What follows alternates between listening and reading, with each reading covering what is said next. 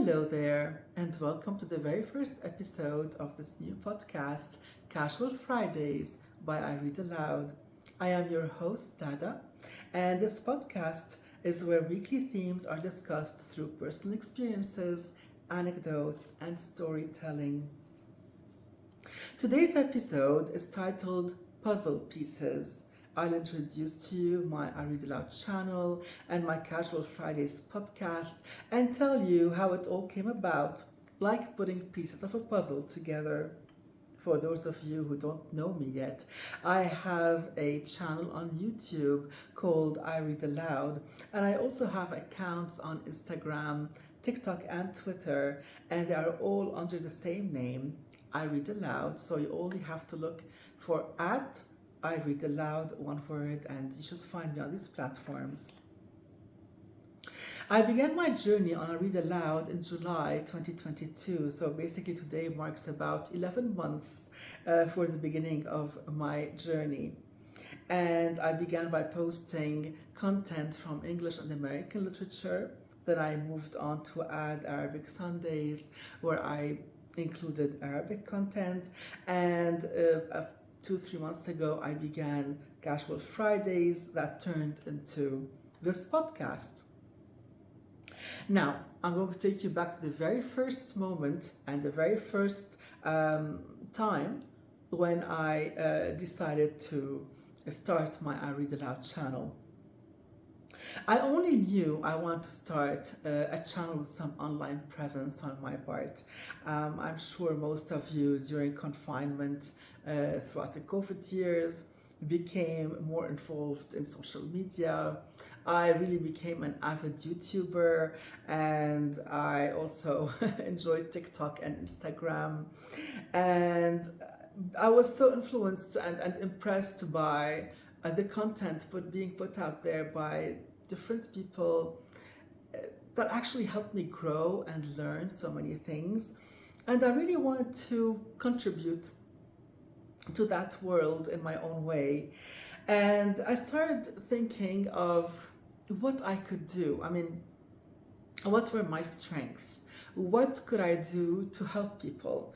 And because I have a degree in business law, I decided to start a channel initially called Contract Explaining. So it's contract explaining, it's like mansplaining, contract explaining. And I guess the title should have warned me that was going to be a failure because it was a bit too complex in the end after putting together several videos with different content and filming them. I found it was just too boring. I was too serious. I wasn't really myself. I don't know. It was just content that was boring to watch. I was bored watching myself, and I thought, how can anyone enjoy watching this if I'm not enjoying watching me? And I'm supposed to enjoy it firsthand.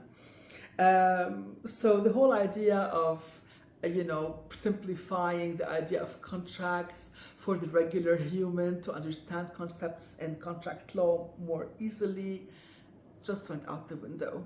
And it was really frustrating because I had put so much effort into it. It was about 6 months of work, and I just had to take a breather.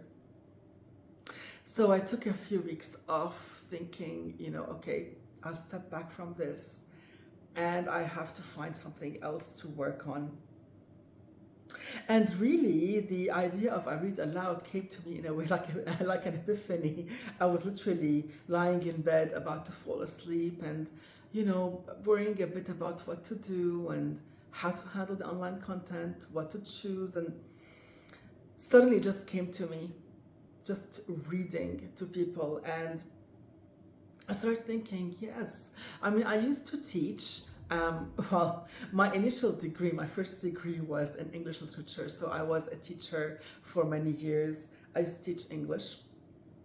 And I discovered, I remember that when I used to be in the classroom and I would read a text to the students, even the rowdiest of them would fall silent and listen to me. And I knew that I had this kind of power to mesmerize people with my voice, with my presence, into listening to what I'm saying. And I decided because of that to, start I Read Aloud channel. And of course, I have all the resources. At least I have a lot of resources. I have so many books already. So I didn't really have to invest much in this. I had the books, had, the ability to speak English fluently, and it just all fell into place. And what helped me more when I started filming the first few videos, because if you actually watch the first few videos, I was still very shy, and I would just like read from the book. I wouldn't even look into the camera, and it was just like, okay, I need to do this properly and read properly and not make any mistakes. And so it was a bit stiff in the beginning. And then I integrated my acting skills, and this brings me to my story of how I actually acted in college. So basically, when I first graduated from school, I did 1 year of law, but it was law in Arabic. It was Lebanese law. And I was never really that good in the Arabic language, to be honest. I would write Arabic as I spoke. So it was more the colloquial Arabic than the formal Arabic. And I literally didn't do well. I couldn't enjoy reading the texts, and I couldn't memorize any of the laws, and it was just like too much for me. I didn't enjoy it at all. And after a year of that torture, I told my parents, that's it, no, this is not for me. I am going to study literature. And so I applied to a couple of universities, got accepted into a literature program, and that's how I got into that field. And the thing is that when I first entered this university, they had 2 campuses. So my first semester was in one campus, and then I had to move to the other campus because apparently the full program wasn't given in the first campus. When I moved to the other campus, and I had already started making friends on the first campus, I had to leave it all behind. Went to the other campus, and again I had to, start all over again, trying to make new friends. And it was a bit frustrating for the first 2 semesters there. And I used to always look at the Fine Arts building and see all these students sitting on the stairs, having the time of their life. Many times they would have, someone playing the guitar, they'd be singing, they'd be laughing together, and just really, it was a beautiful group. And one day I remember I went up to those stairs. It was in the evening, so there were only a couple of girls sitting on the stairs. And I just struck up a conversation with them, and I asked them what they studied. And they said theater, and I was like, oh, that's so interesting. So I went to my advisor and I asked if I could take some theater, courses as, a minor, or, you always have elective courses to take at university. So it was a yes, and so I enrolled in the first course that had to do with acting and theater. And I became friends with those girls and a whole bunch of other girls. So we were basically, in the end, a group of 12 or 13 girls. And then we had all these guys coming in and out of our group. And I remember the last 2 years of university were a blast, because not just the theater experience was interesting, but this camaraderie, this friendship that I made with all these girls was beautiful. I'm still in touch with 4 of them actually today. We're really good friends, and it's really, I was blessed to have that experience. And so, if you actually watch my more recent I Read Aloud videos, you would notice that I started integrating my acting skills in the readings to make them more lively, more attractive to people, and that's how acting played into it as well. Now, when I began my journey with I Read Aloud, I began posting only content in English because, I had a lot of English books. My major was English literature. I always read, books in English, and it's actually, a language I enjoy. So I was like, okay, I started with that, but down the road, I started getting comments from a lot of family friends, acquaintances, that they are enjoying my posts and they like them, but they don't really get the content. They didn't know English that well. They were more French educated. In Lebanon we have a system where you choose in school whether to study English as your major second language or French as your major second language. And so all those people who were, who knew French and not English that much, um, didn't really get what I was saying. So after a few of those comments, I started thinking if I should, you know, start posting something in Arabic as well. And in a way, I was thinking also that I'm Lebanese, so why should I deny my heritage? And I could actually use this platform to promote a lot of Lebanese authors and poets. A lot of their works are unknown in the world, and so I started something called Arabic Sundays. At first, the Arabic Sundays were basically just me reading the work in Arabic, and I also felt that that wasn't fair to my followers who followed me for my English content. So after a few of those posts, I started putting subtitles. So subtitles would be, of course, in Arabic to, just reflect what I was speaking, and of course a translation in English. And basically, I do the translations myself because, AI isn't that good at translating. If you go to Google Translate, a lot of the meaning is lost and it's not accurate. So it has actually become a challenge to me to become a translator as well with Arabic Sundays, but it's actually fun to try and convey the right message, the right method, and also trying to keep the English version flowing as much as possible for those who are reading the English version. So after the Arabic Sundays, after a few months of that, I started feeling that my content on TikTok and Instagram was a little bit, not what these platforms required, in a sense that people usually go to these platforms to get to know people, on a personal level. And so I started thinking of how could I actually create more content that would make me more approachable to people. I mean, of course, I'm not going to give up, reading in English or in Arabic, and this is actually the basis of my channel, but how could I create some content to reach people on a personal level? And so I decided to create something called Casual Fridays.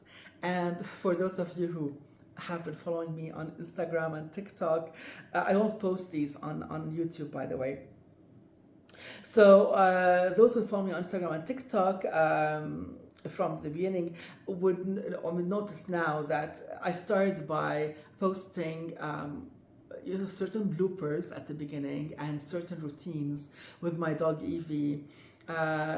It was really difficult for me to plunge into a lot of personal content. I was really a very private person before I started my I Read Aloud channel. You really could not find me online. I have a Twitter account. I've had one since, I don't know, more than 10 years. And I've changed its name so many times. In the end, I had decided to put my name, but I was shy and I didn't have any followers anyway. I wasn't active at all. And it's just like one example of my social media presence. And so really, I was a very private person. Everyone who would ask me, like, why aren't you on social media? I'd say, well, private things are private, So it was a bit difficult for me to move into more private content. So I started with bloopers and with, routines with my dog. It was easy, to film and to post because it wasn't personal. And then I kind of eased little by little into creating and posting more personal content. And my first video that was more personal was basically about my nickname Dada and how I don't use my name, which is Huda Jraydini, by the way, for those of you who are wondering.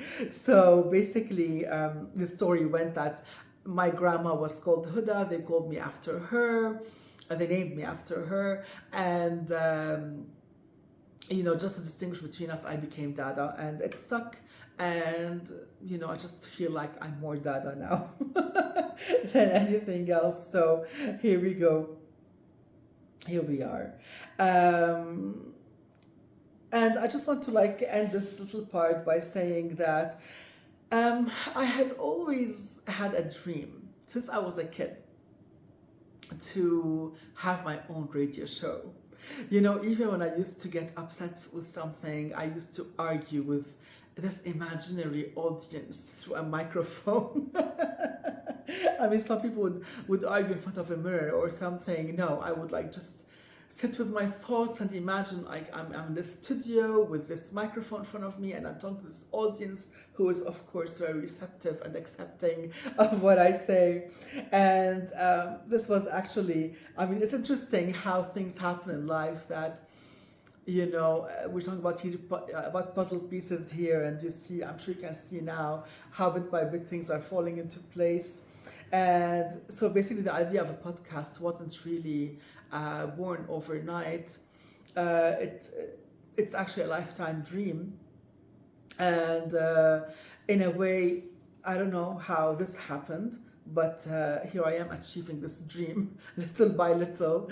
And it's interesting to see how sometimes when you love or when you have this childhood idea or this idea as a child, you forget about it for a while. You have small yearnings as you grow up, because I used to think sometimes that, oh, I would love to apply to this radio show. Sometimes they would have some advertisements, that they need a presenter for a show and whatnot, and I would say, oh, I wish I could apply to that, but they're not going to take me. I don't have the experience. There are so many people who have degrees in that, and they speak better than I do, and so on and so forth. And so I never actually got around to it. And it's interesting how now I'm starting my own podcast. So it's kind of interesting to see how your childhood dreams somehow end up happening when you really, really, want them to. So, as I was saying, the puzzle pieces fell into place in the end, and somehow many of my life experiences gelled together to create this new opportunity, this new reality for me. And this is, what I would like to tell you today from my personal anecdotes. And at the end of this episode, I want to give a shout out to all of my female friends, because as I was preparing this podcast, and of course, you have to prepare the first several episodes before you actually begin airing them.